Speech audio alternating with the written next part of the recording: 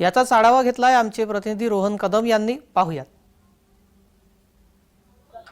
22 जानेवारीला जो प्राणप्रतिष्ठा कार्यक्रम होणार आहे आणि त्यापूर्वी ज्या काही विधी होणार आहेत त्यासाठी लागणारं सामान देण्याचा मान महाराष्ट्राला मिळाला आहे आणि महाराष्ट्राच्या धुळ्यातून हे सगळं सामान जे आहे ते आता अयोध्येच्या नगरीमध्ये आलेलं आहे आणि स्वतः चंपतरायांनी हे सामान जे आहे ते आता सध्या स्वीकारलेलं पाहायला मिळतं। हे सगळे मराठी लोक आहेत ते घेऊन आलेले आहेत, सगळं धुळ्यावरून आलेले आहेत आणि जे काही 22 जानेवारीच्या साठी वापरण्यात येणार आहे, जो यज्ञ करण्यात येणार आहे, 2-3 दिवस तो यज्ञ चालणार आहे, त्या यज्ञासाठी हे सामान वापरलं जाणार आहे। कुठून हे सगळं घेऊन आला तुम्ही? महाराष्ट्र आणि का असं वाटलं की देण्यात यावं हे सगळं सामान? ते चंद्रकांत काका केले यांची कृपा। अच्छा, तुम्ही हे ड्रायव्हर म्हणून सगळं चालवत आलात, तुम्हाला काय वाटतं हे सगळं असं इतकं मोठं काम तुम्हाला करायला मिळालं? आनंद आणि रामाची कृपा ती यायला भेटलं। अच्छा, हो।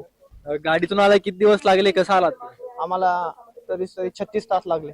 पूजेसाठी लागणारं जे काही लाकूड असतं विशेषतः ते लाकूड सुद्धा आलेलं आहे आणि जे बारीक सामान असतं जे पूजेसाठी यज्ञासाठी वापरलं जातं ते सगळं सामान सध्या महाराष्ट्रातून धुळ्यातून विशेषतः आलेलं आपल्याला पाहायला मिळतंय आणि ते सगळे जे काही घेऊन आलेले आहेत, काय काय सामान आहे याच्यामध्ये आणि कशा रीतीने आणण्यात आले धुळ्यावरून? पूजा सामग्री हे सर्व सागवान लाकूड, काही चंदनाचं लाकूड, काही जे पूजेसाठी लागतं ते।